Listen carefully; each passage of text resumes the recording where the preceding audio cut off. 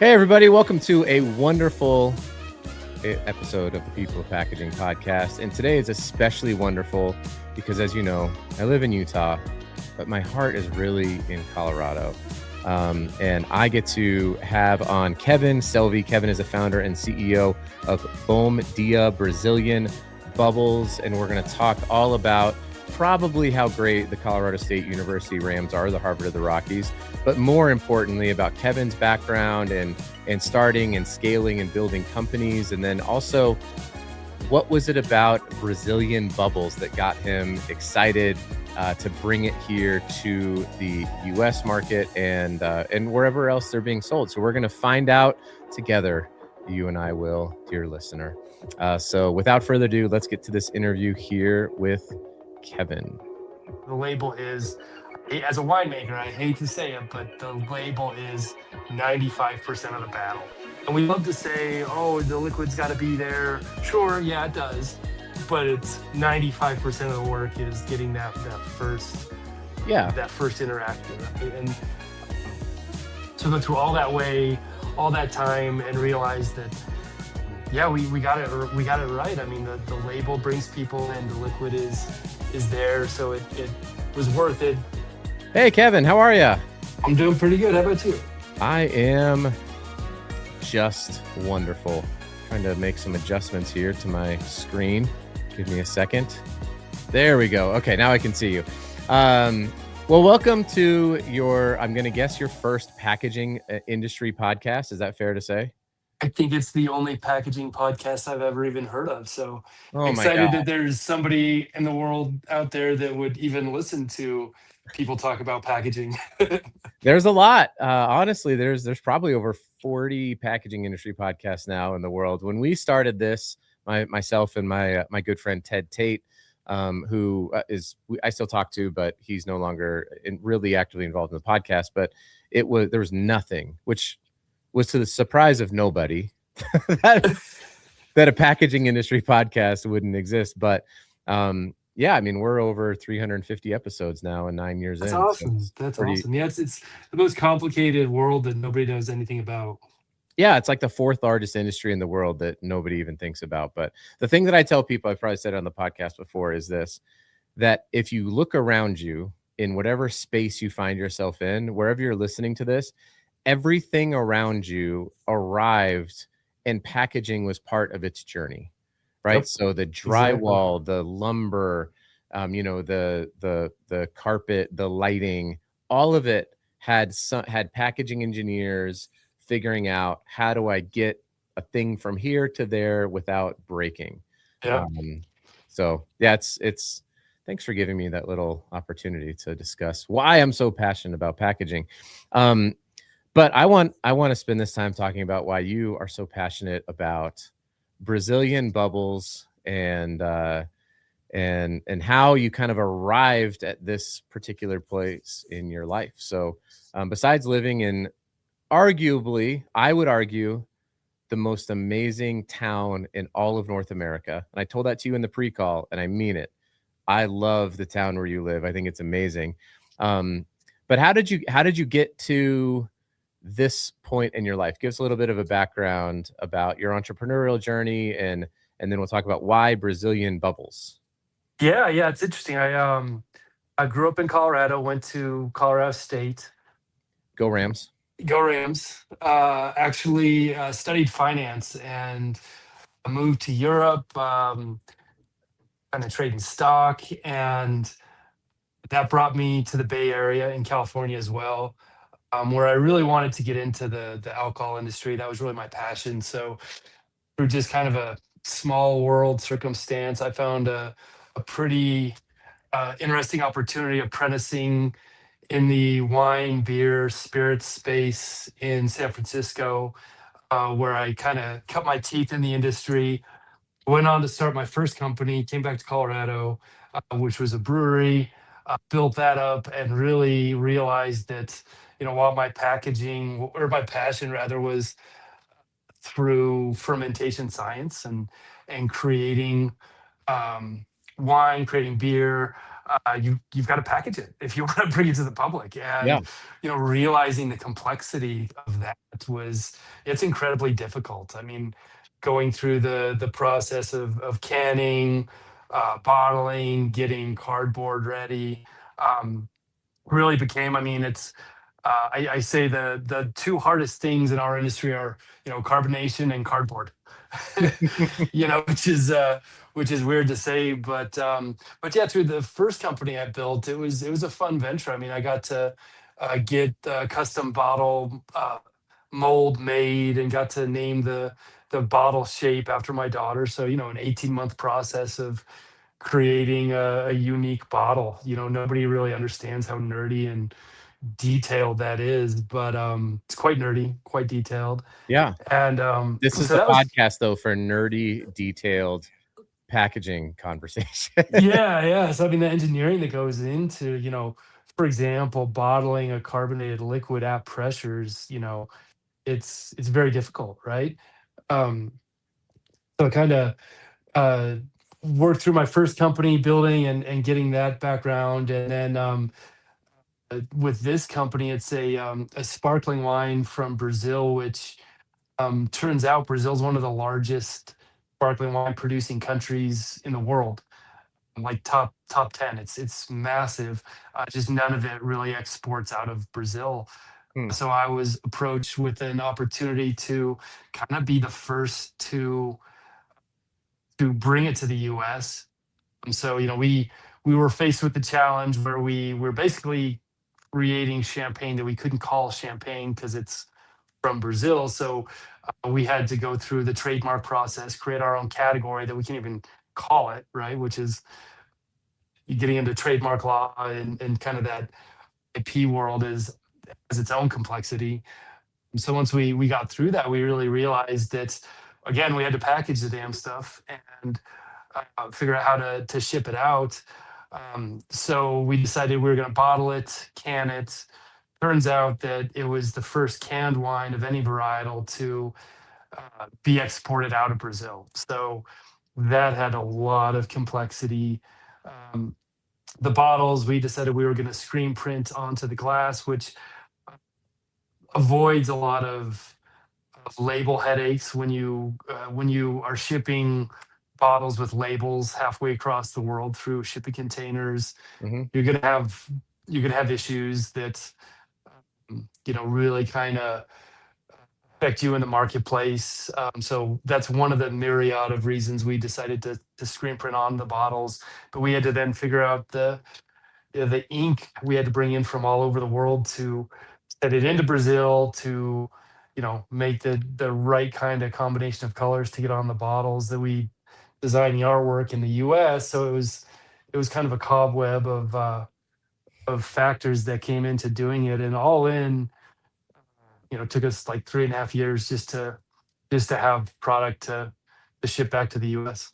Because I'm sure, and I've never had to scale or build a wine company or beer company, so I'm gonna go off of theoreticals here, but I would imagine oh, the vast majority of the time is spent on just the product, right? Because at the end of the day, like I've worked for printed packaging companies, folding cartons, labels, shrink sleeves, all of it.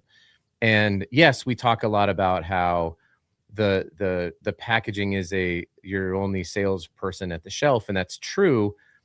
But the repeat is going to happen from one, brand consistency, so it can be recognized, but two, the taste and quality. If a brand, you cannot market or package your way to poor taste and quality, right? So I would imagine you have to spend an exorbitant amount of time on making sure that it's stable and that it's ready, and that then you got to be able to put it in a package so that when it arrives from Brazil to the US, which, by the way, which states are you sold in? So right now we're in about 6 states: New Okay, York, New Jersey, Connecticut, Colorado, Wyoming, Texas. We're about to launch Ontario up in Canada and a couple states in the Midwest. So nice. early So days. to get it right from Brazil to New Jersey and still have it taste the same, or 99.99% or whatever it is, that's where the packaging has to really carry a pretty heavy load. So what is that like? Like, walk a listener through what that process is like to ensure that the carbonation is good, because you talked about before we got on the call, that carbonation standards in the US are going to be different than in Brazil, and how packaging has to play, because you're putting this in an aluminum can. So I have no idea what that's like to have to navigate that world. And I can imagine it would take 3.5 years. Yeah, it does. I mean, it comes in layers. I mean, I think you have to know what it looks like at the end of the day to be able to navigate the process, right? So it takes experience, in my opinion. You have to get the product ready. So, the product for us, it took about a year to even get the product to a place where we felt like once we had the packaging figured out, it was stable, it was consistent, it was repetitive, it was scalable, it was all the things needed to grow. Because yeah, I mean, in our world, if you have 1% variation in product quality, the game's over. Hmm. You really, you've already lost at that point. So you really have to kind of compartmentalize all the different buckets of projects, I guess you could call it. You got to source your fruit, you got to make sure your fermentation is locked in, you have to be able to, you know if you're going to filter it, you got to be able to filter it, pasteurize, whatever your strategy is to get it to packaging day. And then how do you figure out packaging? It's not like you can, if you need 1,000 bottles, it's not like you can show up with 1,001. I mean, you've got to figure out what breakage you're going to have, what the problems with the defective bottles, for example, are going to be. And you have to manufacture them in pretty large quantities, so you really have to look out years, forecast your sales, your lead times in terms of production. So it is really difficult. You've got to take some big gambles. So for us, we did that. We got the bottles ready, we got the cans ready.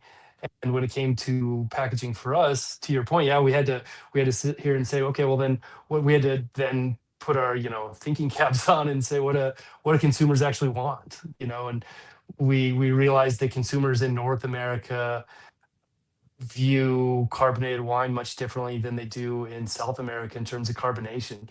So we knew what the target was. We had to figure out how do we get it there, because the production standards to meet North American consumer demands just weren't there in South America. So we really had to like figure out carbonation, which that process was quite difficult. Hmm. Um, but for us, one of the big hurdles we wanted to figure out was how do we have the same exact liquid in the bottles as we have in the cans? Because what we realized is that's one of the things that consumers really didn't like, is a big difference in taste from a bottle to a canned wine.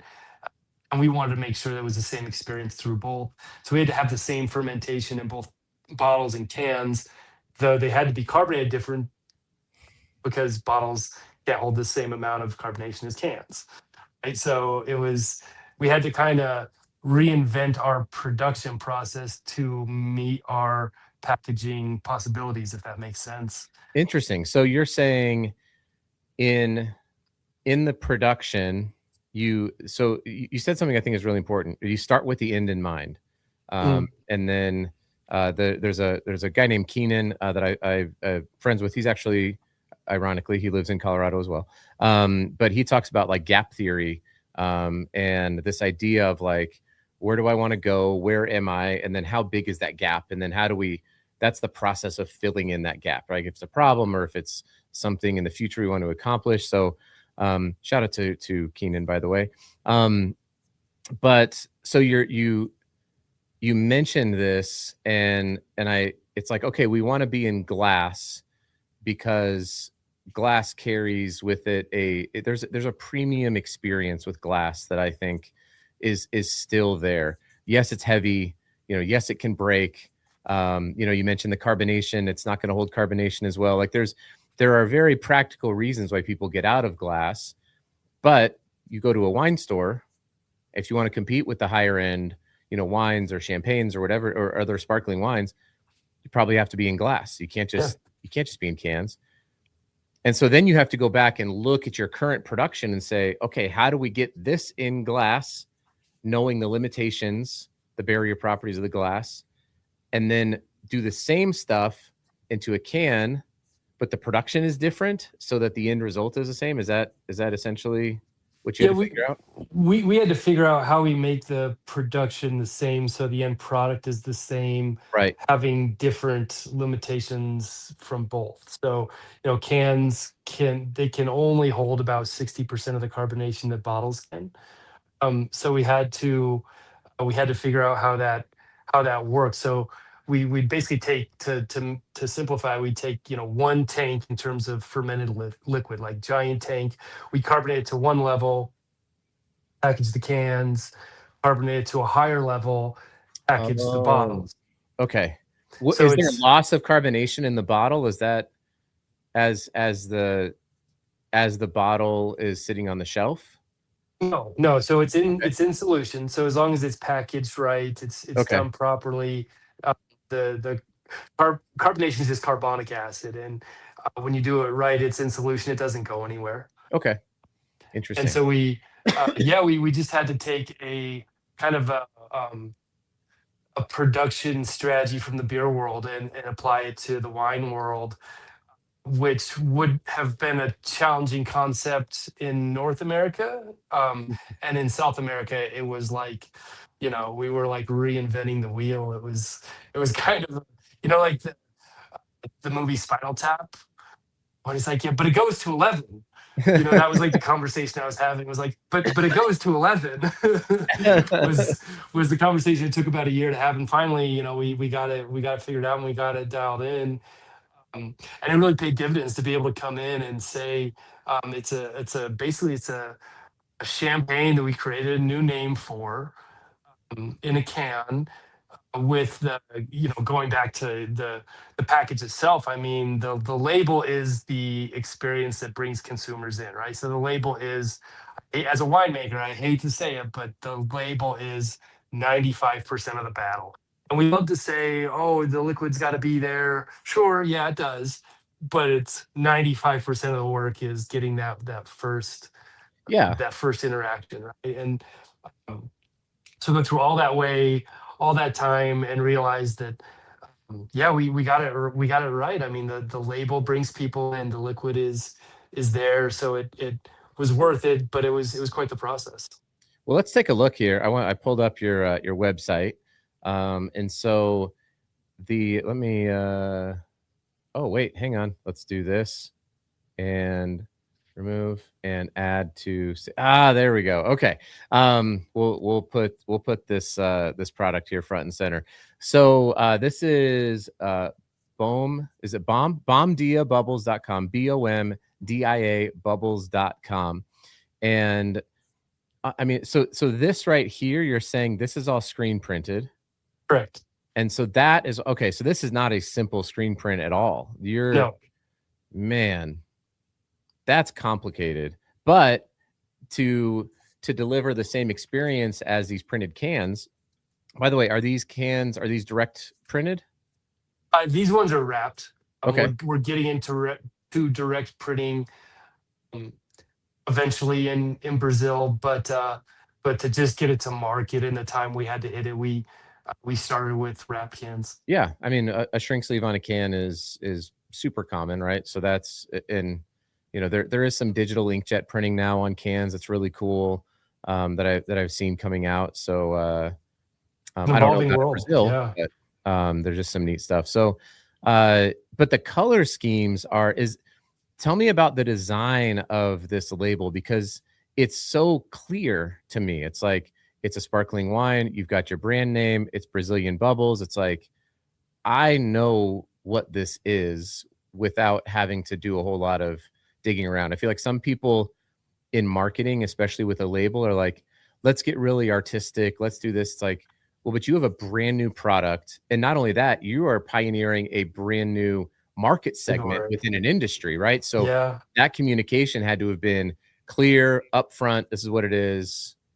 Did you work with a designer on this, or how did you come Oh up with yeah, the designs? yeah. In my career, I've probably developed like over 100 different labels, right? Like like some of the worst ones you've ever seen, and I think I've got a couple of them halfway decent. So you really learn like branding is about just fundamental strategies, right? It isn't about what you like personally or what you don't like. It's about what message is going to land with consumers, what's going to be recognized, and what's going to tell the. It's like you have an elevator pitch with consumers, and you don't have 30 seconds. You've got like one Like second, if three that. seconds max. Yeah, Yeah, it's pretty. and so we worked with one of the top branding agencies in the U.S. Out of Colorado, ironically, Yeah, uh, called Moxie Soza. They're in Boulder. Um, they're They amazing. do. They do They're amazing, incredible work. and just amazing people. So it was a fun project to come in, and we had a blank slate, meaning like, hey, we've created our own category, like carte blanche, like help us come up with it from beginning to end. So the process of creating the just the label with them was that took a year, Hmm.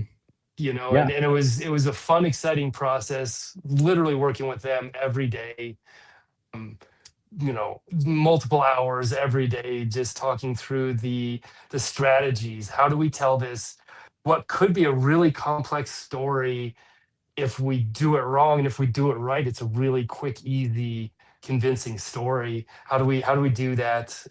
How do we, American consumers, they don't know much about Brazil, right? It's kind of Yeah.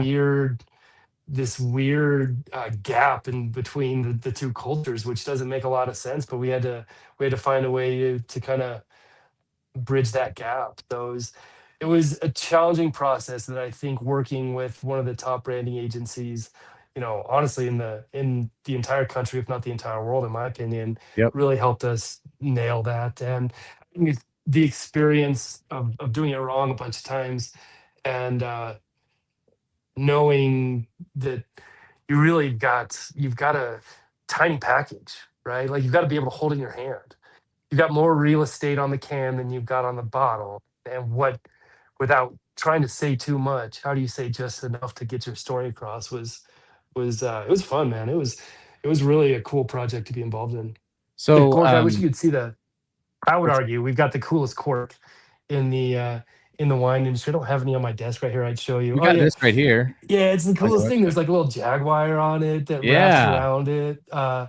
The crown that kind of goes on top of the cork in the cage. I think we've got one of the cooler ones. So it's like you get to those little nitty gritty details of packaging where it really gets to be fun. Like our UPC. Forget where I got this idea. I was like going on a road trip through like Africa. I picked up this cider can, and the barcode was in a unique shape.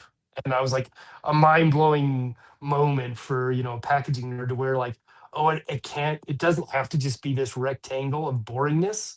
You can like have creative freedom on a freaking barcode.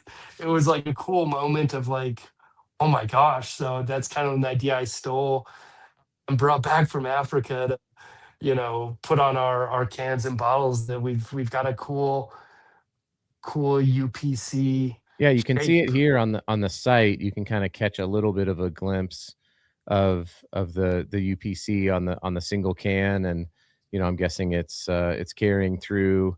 You've got the is this a wax? Is that, or is that a wrap? No, it's an aluminum foil. Okay, cool. And is that to help with the carbonation? No, no, it's just packaging. It's Okay, kind of one just of those decorative? things that within the category, it's just consumers Oh, that kind would of make sense. want it. Yep. It's like, and that was one of the questions we had, was like, it doesn't serve any practical purpose. It adds to the cost, and it almost is better to not have it, but consumers have grown to expect it Yeah. in this category. So you have to play by the rules while pushing the limits a little bit. And one of the things that was really challenging to us is, this is kind of the first disruptive brand in the sparkling wine category that has been, you know, in a generation, in two generations. So we're coming into kind of this stodgy, you know, boring category that's just like hasn't changed in a long, long time. And we come in and you've got to rock the boat enough without full on tipping it over. You know what I mean? Yeah, yeah. Because you need the stodgy old brands that people are gonna be coming to the shelf for. It's not like Yeah. you can just you don't even wish that they go out of business. It's like No, no, you you need them. You you need need them. them to be there because they're gonna drive, category awareness.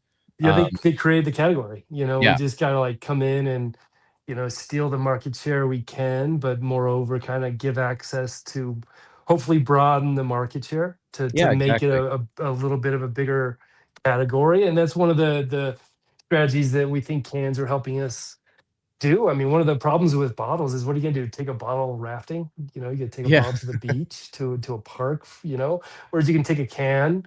You don't have to open a whole bottle. It's almost 2 glasses. You can take it anywhere you want.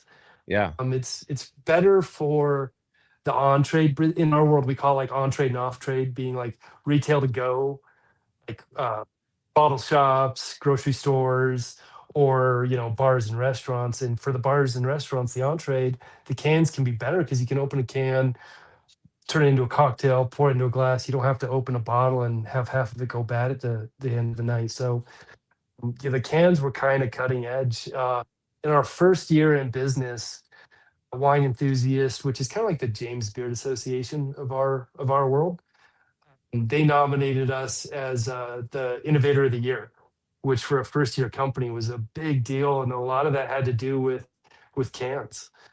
We had gone through, we figured out how to package it in kegs. Never been done from an exportation standpoint in Brazil, but by the time we really were ready to start exporting them up to North America, we had the tariffs in place in the US, and the economics, a 50% tax on a keg of wine just no. wasn't feasible. So it was like a whole lot of effort to make it economically impossible. But I think that nomination really showed how much work and creativity went into the packaging side. Well, The I'm pa- the excited. package is really what got that for us. Yeah, the packaging is absolutely beautiful. It's almost like art, like I I think there it really is. I mean, honestly, I can see where people and as the brand continues to expand and maybe there's like limited edition stuff, like you've just set such an amazing foundation to say, okay, we're going to expand over to, this varietal or whatever the phrases are. I'm not a wine connoisseur. But it just the bold colors and just the imagery is so well executed, and it's going to allow you to do a lot more, I suspect, in the space.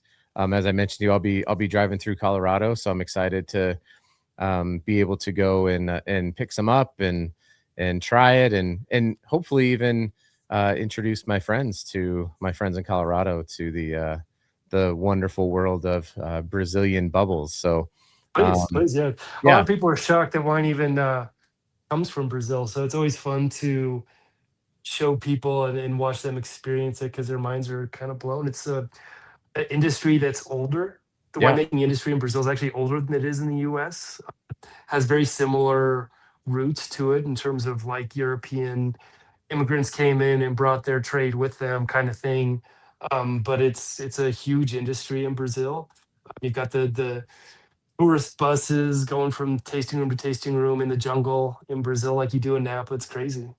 I mean, it makes sense though, because I think It about does. like Argentina has some really well-known wines. Chile has some really like that whole, what would that be? I'm always bad. The longitude and latitude, whatever that is around the globe, but down the Yeah. bottom, like it would make sense that the climates are sort of conducive to it.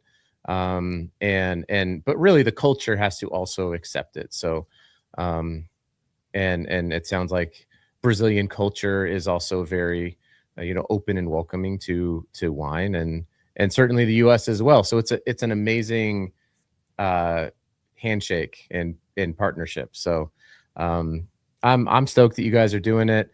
So if you don't live in one of those states, is there a way to get Bomb Dia, or do you just have to? Is it like what's that beer in Wisconsin? Um, Spotted Cow. Yeah, it's probably you gotta like You have pirate it, you have to be in Smokey the Bandit Wisconsin. They won't ship it. They won't. it. Like, is that what it is, or can We're trying to navigate the D2C, like the direct to consumer side of it, which one of the complexities of our world is all the laws in the US when it comes to alcohol are different in every state. in every So it's state? Yeah, literally like 50 like different Utah, you could not countries. ship me even if you said, "Hey, I have Mhm. one can and I want you to try it for the podcast." It's like you can't ship it to my house in No, Utah. no, Utah is kind of one of the strange states that operates. I mean, Utah operates like Sweden. Yeah. It's bizarre, and so we are trying to figure out what's how we can ship direct to consumer. So we'll have that figured out by the end of the year. But just I guess just way we're opening more states as we can. But yeah, as complex as the packaging world is, when it comes to wine, the distribution world is even more complex. If that even seems fathomable to a packaging guy. No, no, it absolutely does. Like we have complexities, but a lot of them I think have been figured out by and large, so Yeah, like you can we don't talk have the to a constraint of legality, right? Like correct. that's Well, we one of the do. things that We we do we in do. a sense, right? Like we have to help companies comply to legal, legal claim. For example, like the FTC now is cracking down on claims of recyclability, claims of sustainability. And so as a packaging, either design company or manufacturer, you have to know what the regulations are that are going to be claimed on the packaging, right? Mm. But nobody is telling our industry for the most part, like an aluminum can manufacturer isn't being told how to manufacture their aluminum cans.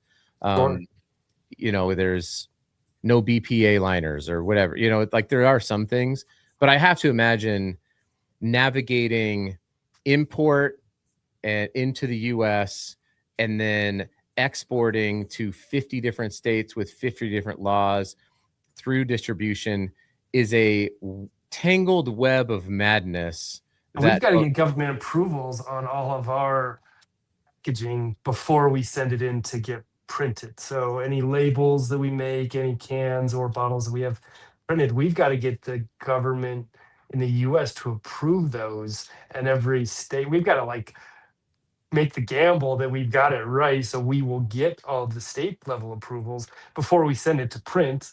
yeah. And the cans might take 6 months to print. Mhm. The bottles certainly will take 6 months to print. So we've got to get all the government approvals before we even start the printing process. It's And crazy. you're making a gamble, right? Yeah. On what the like there's a lot of uncertainty in the market right now. So even like I'm gonna guess that there was a world in which you made all these decisions and you're gonna do this, and then Brazil gets hit with an import tariff to the US Right. that was all of a That would be sudden. wild, right? That would be a crazy concept if that were to ever happen. And then by the That was our time second month in business, by the way, when we got hit with oh the new my 50% gosh. tariff. We're like, oh, well, we didn't write that into the old business plan. No, but you've already costed it out. You've already probably gotten, Yeah. orders and you can't Yeah. just go to them and say, "Hey, I need to increase our price to you because." Containers are already on the water, Yeah, like it oh was my the gosh. craziest time. We literally had containers on the water while we're trying to figure out what's going on, what do we do? And luckily, I think the first couple of years of any new business, you don't, you throw the idea of profitability out the Correct. window. You're just trying to get it to market and build a brand. And so luckily we were kind of that was the mindset we had. But you know, in my career, which I've done a lot. I've seen a lot of crazy stuff on the business side. This was one of the most chaotic times to try to navigate something new during, um, not even just talking about to look at the ripple effects that Mhm. that has on the consumer standpoint, consumer confidence being shaken.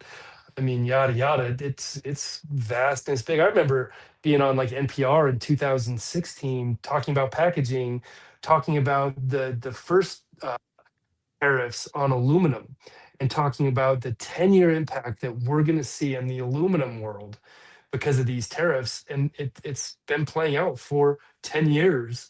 Yeah. These tariffs have long impacts on packaging.